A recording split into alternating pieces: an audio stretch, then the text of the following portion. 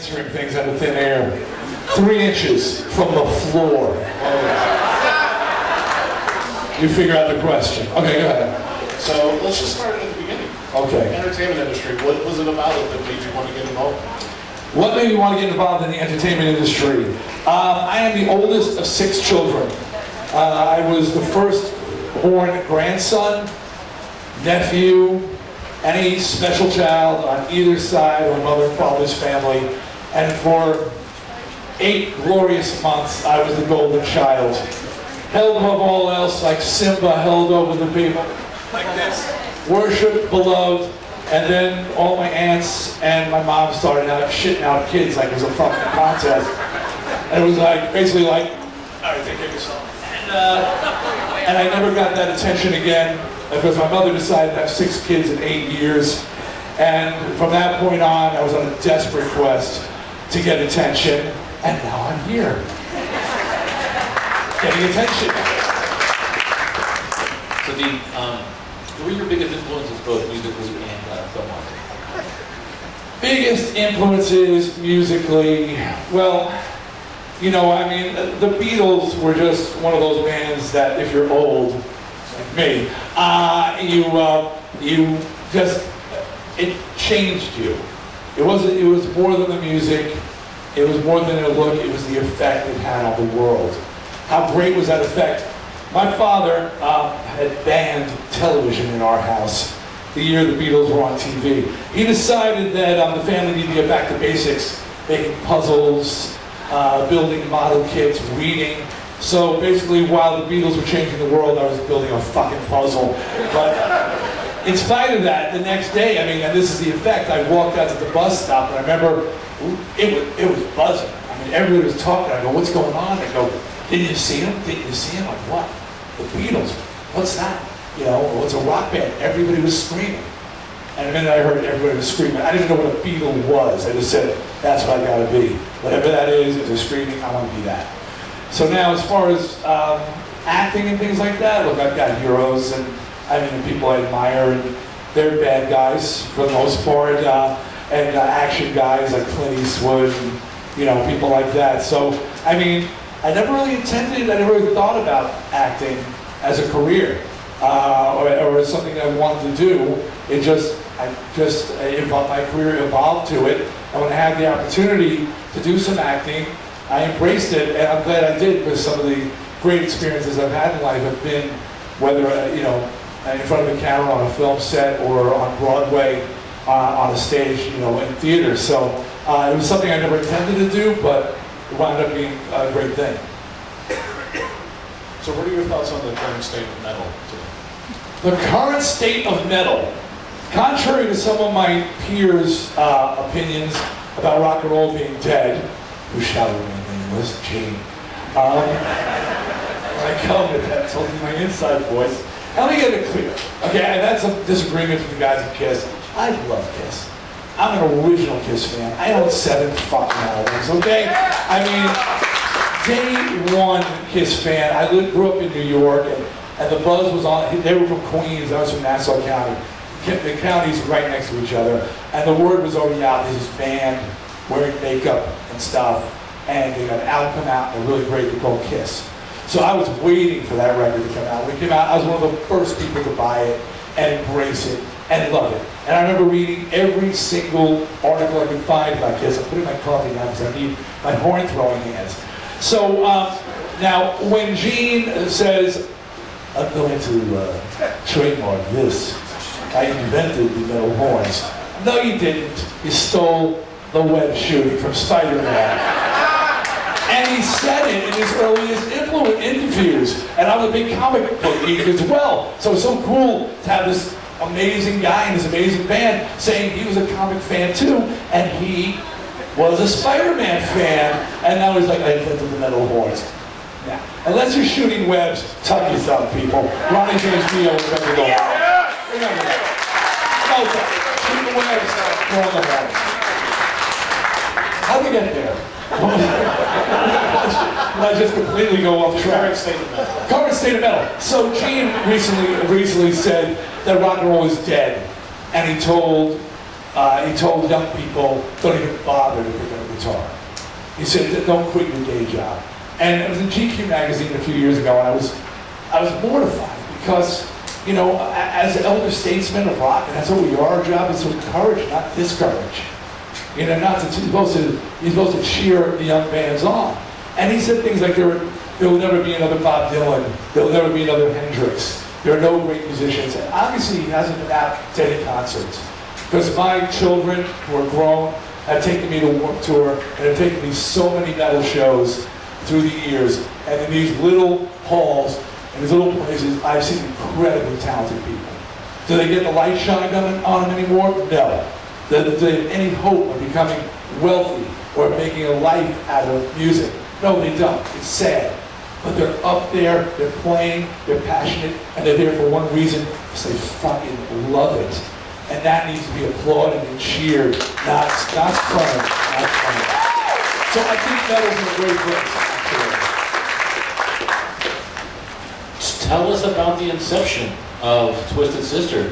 Oh, inception. It was ugly. There was a lot of body fluids and all kinds of crazy shit going on there. I can't even talk about that. The inception, Twisted Sister was made up. Okay, if you've ever gone to see bands, and I hope you have gone to see bands, support, you know, young bands and original bands that are out there. But you go to see a band, and there's one guy in the band who doesn't fit. One guy who is dressed up, and he's moving around, and he's just completely the oddball in the band. We were those 5 oddballs. We were from 5 other bands where we didn't fit, and we found each other because we all wanted to be dressed up and act crazy on stage. So the band, you know, it is a great documentary. I say great because it is highly rated. It's called We Are Twisted Fucking Sister. And it's on Netflix. And because this documentarian discovered that Twisted Sister was together for 10 years before we broke in 1984.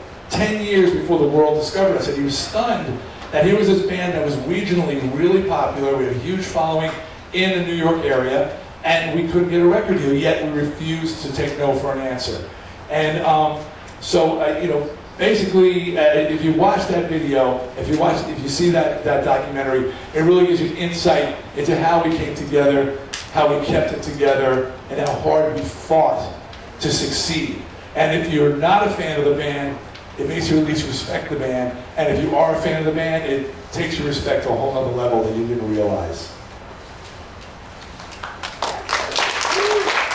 No need to clap at everything I say. Some things aren't worthy. So you're the songwriter for Twisted Sister. Yes. If you could, what song or songs are you most proud of? I wrote every song for the band. How did that come about? Well, just point of interest, I talked about in the documentary. I joined the band, I was younger than everybody else. They were all from Manhattan and the Bronx, and I was this room from the suburbs. And they treated me like a dorky little kid because I was a dorky little kid compared to these cool guys from New York. And when I tried to sort of hang with them, they just never, I just really couldn't connect with them. They had been friends, they'd been in the band together already for a few years. So when I tried to write with the guys in the band, they kind of blew me off. So I just got a chip on my shoulder and said, well, I'm just going to start writing by myself, and I'm going to bury you motherfuckers. And it became like a sort of competition. And eventually I just overwhelmed them and wrote, they just gave up and said, well, these songs are connected with the audience. People always expect me to say, we're not going to take it, I want to rock. I love those songs. I say when we play them live, you see the audience respond at the speed of sound. It'll be like 75,000 people, and the minute you go, you see smiles and horns just from the front row to the back. It's the coolest thing in the world. You should try it if you can. It's awesome. Hit record's amazing. But for me, stuff on You Can't Stop Rock and Roll album, You Can't Stop Rock and Roll, and the song I Am, I'm Me, which is my personal declaration of independence. That song, these are very important songs to me. So if you don't know them, check that record out because it's Dee's favorite. In 1984, Stay Hungry hit the shelves. Tell me what that day was like to you. Well, the day Stay Hungry hit the shelves, we were in England, in Europe, touring. We were touring with Metallica, which was great. Because over there, in the States, it took a couple of months for the record not only get in the stores, but get to radio, to reach the fans. There was a delay. In Europe, the countries are the size of states, so it's very easy to infiltrate and get the word out. So the reaction is very immediate, and it's great to, and so you can start touring immediately. And we were getting calls, and we were hearing the record is connecting. We're hearing the record's reacting in the States. It's doing really well. It's doing really well. But being so far away from home wasn't like now, where there's social media. We were very, very disconnected from it. So I remember coming home from the road over in Europe before we started touring the States, and I went home, and I've been together with I've been with the same woman for 41 years, Suzette. And if you're wondering if I fucked around on her, if I did, it would be on YouTube by now, and there's nothing saved. I know a rock star who shall remain nameless, happily married for 20 years until Facebook arrived. Their marriage lasted like 2 weeks when the pictures started getting posted. So there's no dirt there. They're not going to be indicting me like Harvey Weinstein or anything like that. I made a good choice, Yeah, I gave up some fun, but I got this partner in crime who's been with me since day one. And Suzette was the one who did all the costumes, did the makeup, did the Bone logo. She is a little 5'3" Spitfire behind the band, so she's amazing. And now I lost track of the original question, but go ahead. What was the question? We want to get into your mind. So the record comes out. So Suzette has had, she's always been a leveling effect on me. I would float in from the road. I was floating like, I am a god. And she'd go, yeah, empty out the diaper pail, it smells like shit. What? Empty out the diaper pail, it smells like shit. Okay. And then the god was back to earth. But quite honestly, that's what's kept me, sane and together, and I owe her for that. But, so I came over the road, and I wasn't quite a god yet, but I was feeling pretty good. And she said, hey, can you run up to the store, we need some milk or something. I'm like, great, get in the car, turn on the radio, and we're not going to take his plane. I'm like, cool, man, that's the first time that happened. So I went out, hit another rock station in town, and I pressed the button, we're not going to take his plane.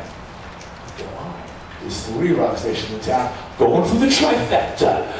Hit the button, we're not going to take his plane. I'm like, yes! I mean, it was that moment where I knew we had crossed that line and we had finally arrived. So, yeah, it was cool. It was cool. So everybody can recognize your voice, but you also have the stage makeup and costumes. Talk about adding that into Twisted Sister. Twisted Sister was born out of the glitter rock era of the early 70s. Alice Cooper, David Bowie, bands like that. So when that died in the 70s, Twisted Sister were the morons who decided to keep wearing it. And it's like, but it's over, man. We went, no, we really like it. So in spite of everybody saying it's just the most stupid thing in the world, and it really was stupid.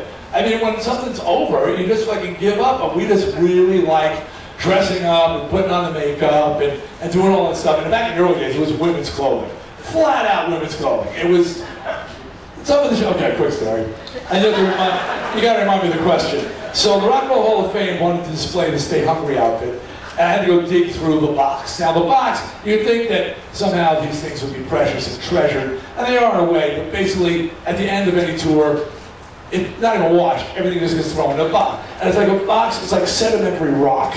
And it's just, they're all stiff and hard, and they really need to be, and it's just disgusting. Anyway, so I'm going through the box, and I got my kids around me, and they're like, I don't know, 10, 7, 6, whatever. And we're going, and I'm pulling through, and then there's the famous stuff from the big tours and Stay Hungry. And as I go to the bottom, I'm pulling out negligees, fishnets, stockings, garter belts. And my then 7-year-old goes, Dad, did you used to be a transsexual? And with great pride, I look at my son and said, no, son, I was a transvestite. If I was a transsexual, you would be here. So the question was, the makeup costumes. Oh, so really it was at the part in Twisted Sister from day one. That was the thing. Another great story is, so now we're wearing women's clothing. I mean, we're bikers wearing women's clothing. And a gay magazine out of the West Village came to review the new gay band. And they came to this little club, and we're up there, and I'm wearing Daisy Dukes, and I got a fantastic negligee top on, and I'm doing my thing. And after the set, the guy comes back and goes, "You're not gay." I looked at him and said, "What would make you think I'm gay?"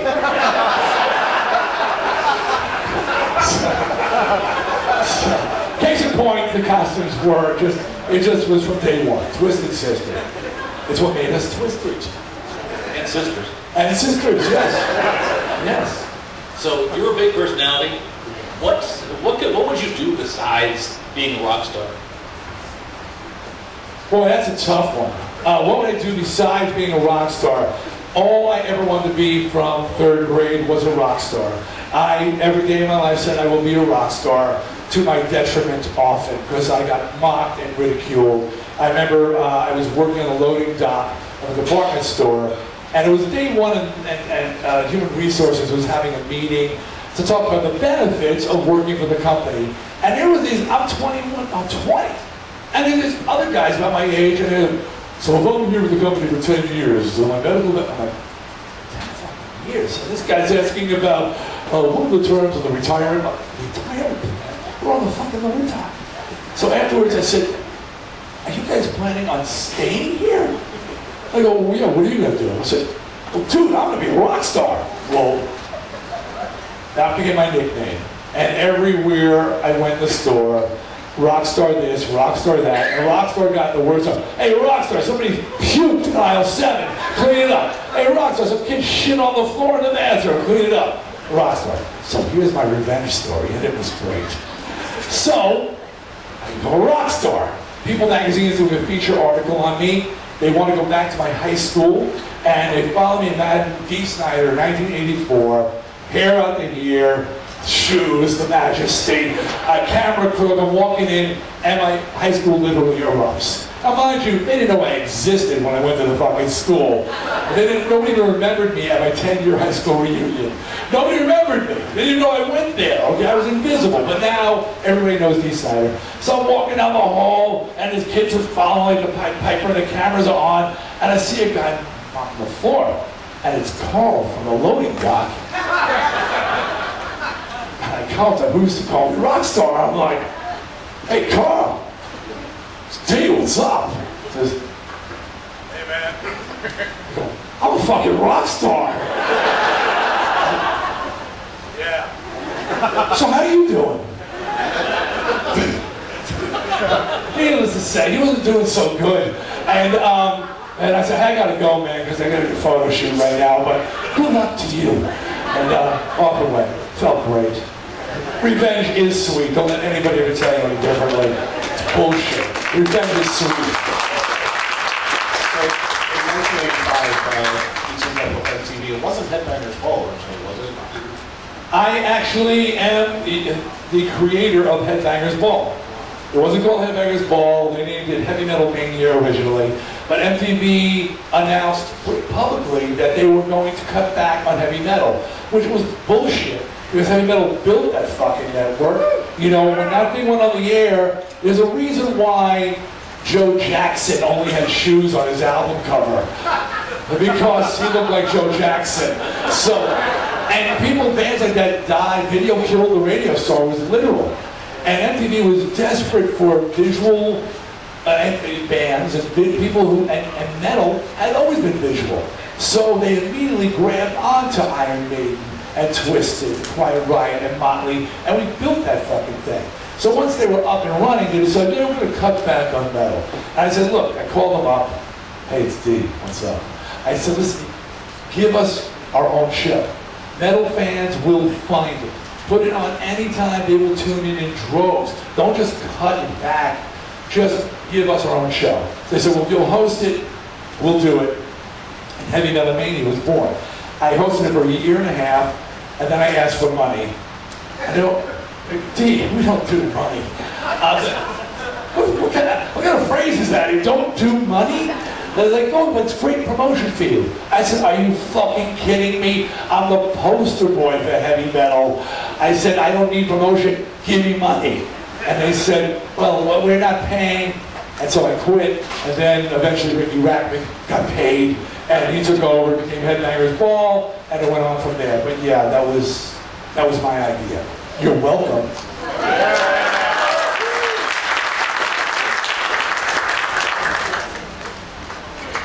What are you playing with that thing, man? It's gonna, I don't know. You're gonna get hair on your palms. I can't help it.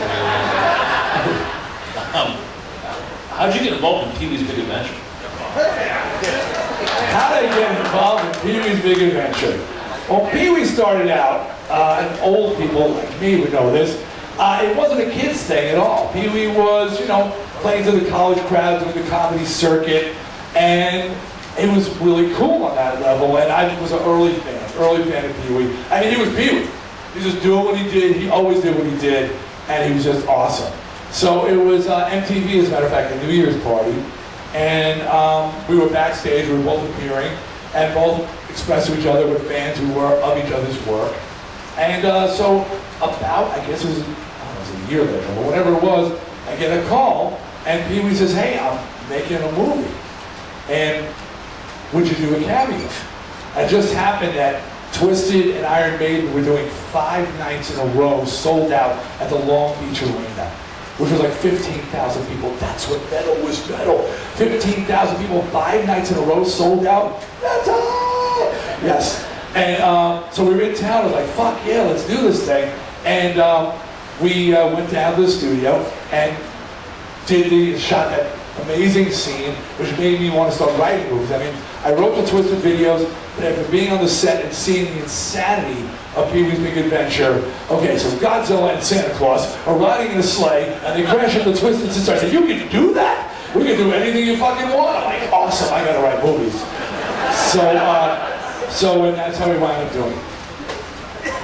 So in 1985, you, John Denver, and Frank Zappa testified in front of the Senate the parental warning system. And turning you up because you don't speak loudly. Speak loudly. Speak loudly. Yeah, your feet back. Talk. Okay, Be fearless. In 85, you, John Denver, and Frank Zappa testified in front of the Senate about the parental warning system. Yes. Talk about that process. All right, so he's talking about the Senate hearings in 1985. Now, it's not me feeding back, right? Because I don't need this thing. He's talking about the There we go. So he's talking about the Senate hearings in 85 on censoring rock music, Tipper Gore and Al Gore and all that bullshit with the MRC. Those who, some of you might remember it, others may not know. You need to read your history because it's important. They teach it in college now, quite honestly. And so I got a call. I don't know how I got the call, but they said, will you go? Because this whole PMRC, this censoring rock music thing, the Filthy 15 was a list that they came up with of 15 songs that they found particularly offensive. And they wanted to give ratings to rock music based on content. So they wanted to have a V for violence, an O for the occult, maybe a C for cunnilingus, I don't know, B for bestiality. It was crazy. It was crazy. And so I heard that they asked me to come down and speak for rock and roll, and I said, hell yeah. I felt I was being given the flag carried into battle, you know? Lead the charge. Fuck you. Thank you. So I already said, they really don't know me, do they? Because they would not be asking me to attend this thing. Because I speak English fluently, and I don't think they think I do. So I worked on my speech. I rehearsed my speech, 2 weeks of prep on the thing, did research. I was ready for battle, and I walked in, and they said to me, so my manager said, so you got a suit? I said, what for? Somebody died? He said, oh no, you're going to Washington. Everybody wears a suit. I said, dude, this is my fucking suit. This is how I dress, this is what I wear. I went in with a cut-off t-shirt, snakeskin boots, and a cut-off denim jacket, and mascara. You're welcome. Because I had to have your guy liner on. And I went in there, and they just were not ready for me. They thought they'd make a fool out of me. If you watch the footage, they did not. And I'd like to think I did some serious damage that day, along with John Denver and along with Frank Zappa. God bless their souls, both of them passed away. And you know, but it was not a great experience. As I walked out, a reporter stuck a microphone in my face and "How you feeling?" And the word that shot out of my mouth, without thinking, was "dirty." Because I grew up thinking somehow that maybe there was smart people, good people, important people watching out for us and watching him, and it's been pretty much proven out they ain't smart, they ain't good, and they ain't watching out for us. We're fucked. I'm not anti-American, I'm a patriot, but damn, it's disappointing when you see it up close and personal. It's really disappointing. And after that thing, yeah, I did some damage. My mail was checked. My packages were inspected. My phone was tapped. Why? Because I stood up for the First Amendment? Because I spoke up and defended myself against accusations that were bullshit? It's fucked up. But never stop fighting, never stop fighting, never fucking stop fighting. Remember that.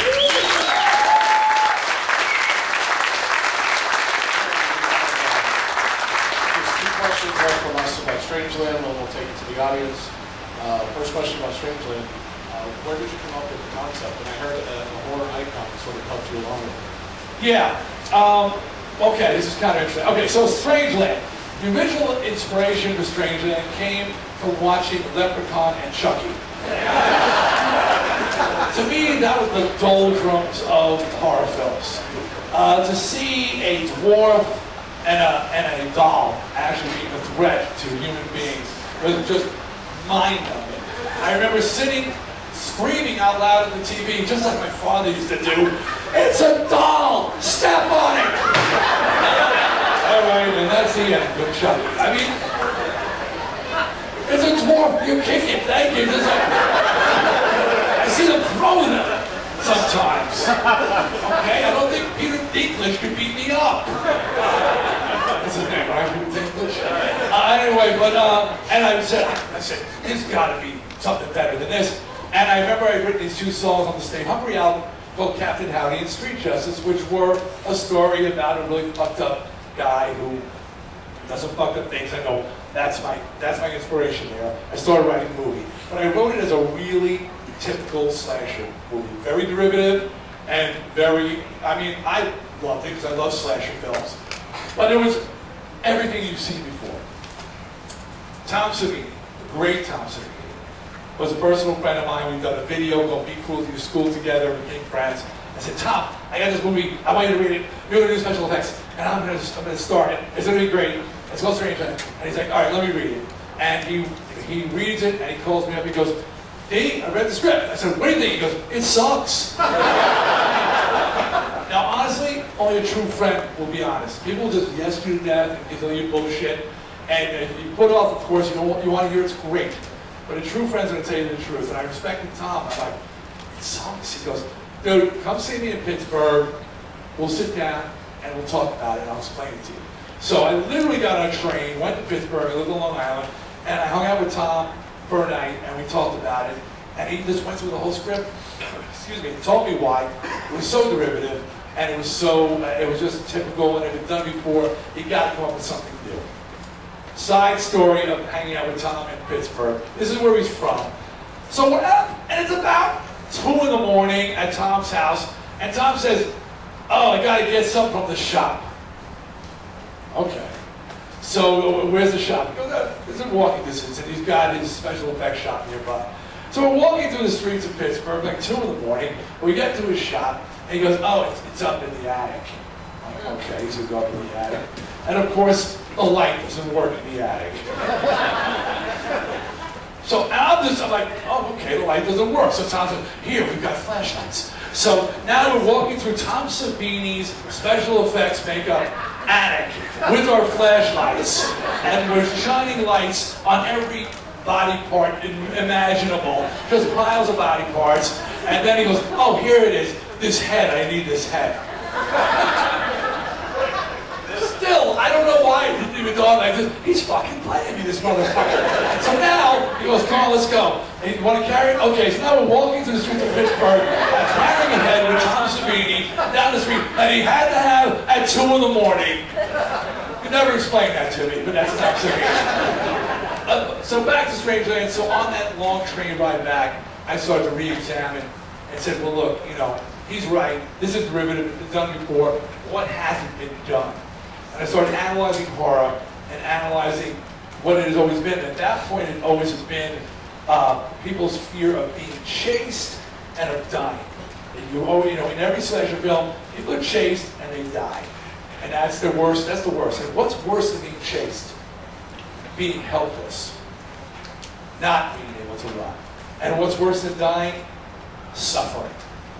And that was the beginning of Strangeland. I said, okay, I'm going to reinvent the wheel here and just have people suffer and be helpless. And Strangeland was born, and so was the torture genre. The first film to get an R for scenes of torture. So you're welcome. Again. All right, who has a question?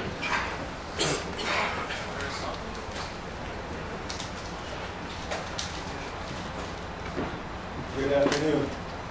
What was that very first rock and roll concert you ever went to? I just almost talked into my coffee. I was just hey, it's an honest mistake.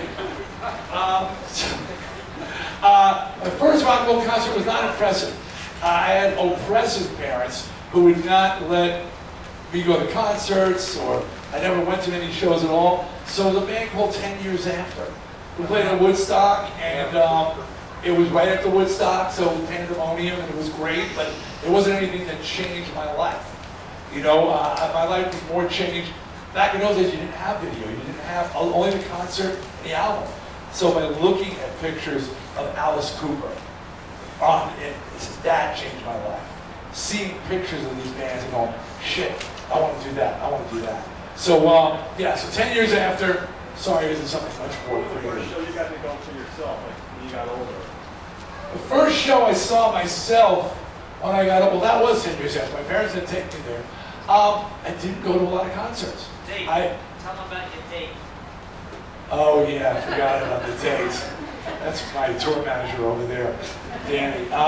Well, if this is, you don't have to keep standing there, you can sit if you want. I was doing this minute, you get tired. But he must tell about this.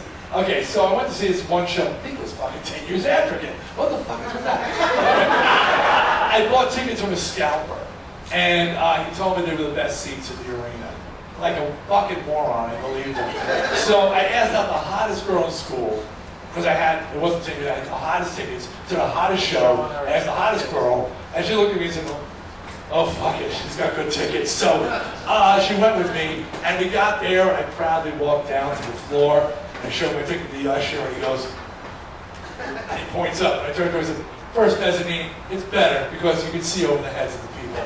So we walked to the first mezz, and I showed tickets, and they go, well, that went on until we were in the top row of the fucking arena. The longest date of my life. I'm just like sweating and red, and she's just glaring at me. But from that, I did something. I remember sitting there going, does the band even know I'm alive? They're like ants on that stage. I squish your head, I squish your head. And so I used to, when Twisted played, back then I had really good eyes, and I would see some people up there in the top row rocking out. In the middle of the show, I would stop and go, you, up there, plaid shirt, dark brown hair, yeah, I see you going crazy up there. Bring that guy down to the stage. And security would go get him. And they bring him onto the stage and do I Want to Rock with Twisted. I go, you have the worst fucking seats in the house?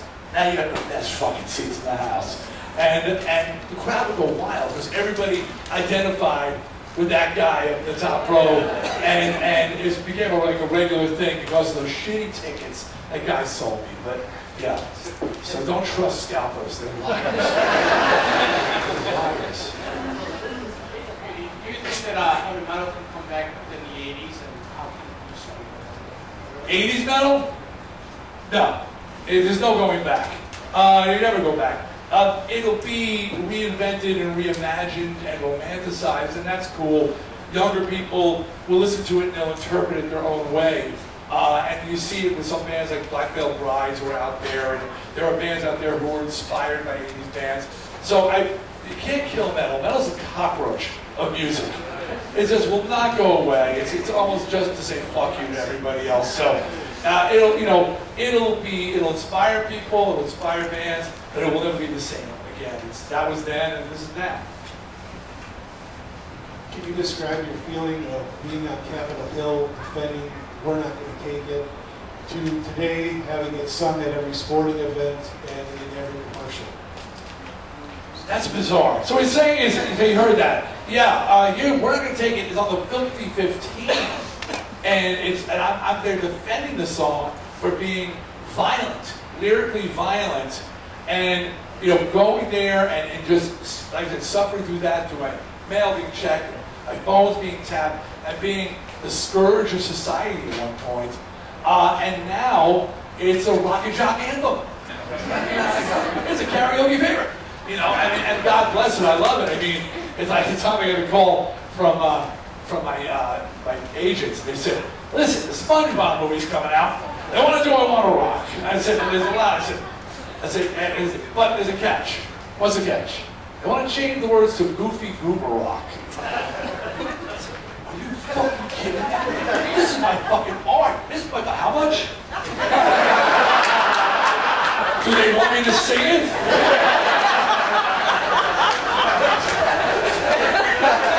So that changes everything. It's amazing though, you think back, and it was actually a dangerous song. I told Marilyn Manson, I said, cheer up, motherfucker. In a few more years, I'm going to be beautiful people. People.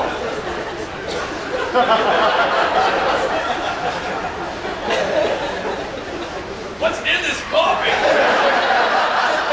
Fantastic. I'm really fired from Twisted Sister for being too caffeinated. I never did drugs, I never drank. When I first joined the band, I'm in for only about a month in the band, and they call a band meeting, and I'm really excited. My first official band meeting. These cool guys, awesome. I show up at JJ's apartment. I sit down, and the other 4 guys are sitting across from me. I said, uh-oh. And they're like, dude, you gotta cut back on the caffeine. You're fucking killing us. Because I would drink like 4 pots of coffee before I got to rehearsal, so I said, all right, 3 is enough. Over there. What was your experience on Celebrity Apprentice? My experience on Celebrity Apprentice, I was on 3 seasons in different capacities. I was on first with John Rich for the finale, then I did a season, the season after that, and then I was on the All-Star Apprentices. And I always told them they did not inform the viewers just how brutal it was to be on that show. It was not easy. We were shooting 16 hours a day, 6 days a week, 3 episodes a week. And it was grueling. And the women were doing 20 hours a day. Because the women would do hair and makeup.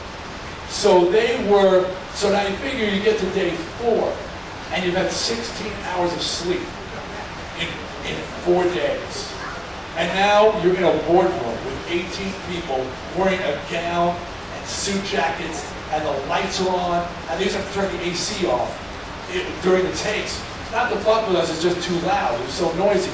And people were just like coming apart the seams. It was tough as fuck, So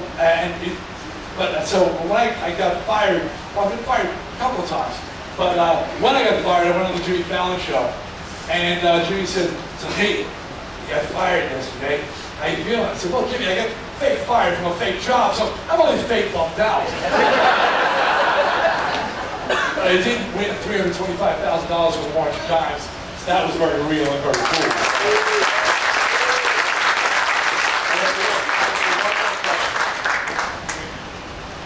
And the question is yours. If you could, no pressure. Oh, it's not his voice, it's the mic. I was at Japan Okay. and you told the story about when your wife read the script for Korean My wife wasn't with me. I wanted her to hear that song. All right, it's a good one. So he saw me at a panel in Indianapolis. Just please tell your friends, Deacon's good panel. And it's a good panel. We were all happy at the end. Anyway, so he's asking me about when my wife read the script of Strangeland. Suzette has always been my first line of offense, defense, whatever. Whatever I'm doing, she gets to hear it first. And Suzette, as most of you women will agree, is always fucking right. Almost always right. And it sucks, guys. I think you'll agree with me, just how right our women are all the time. But she was wrong twice. Once, she didn't want to go out with me. That was 41 years ago. She really didn't want to go out with me. I stalked like a wild animal. And the second time was, she didn't think We're Not Gonna Take It was a good song. Wrong, wrong, wrong. And I waved it like a flag. You were wrong twice, baby. Rub it in. Anyway, so I write the new script, revised script, after talking to Tom Savini for Strangeland. And I asked her, I said, just finish this, baby. Read, give it a read, let me know what you think. So I told her, call me out with this one. She goes upstairs, and she comes down a couple hours later, and she's walking, she's got a script in her hand. And she goes, you got something you want to tell me?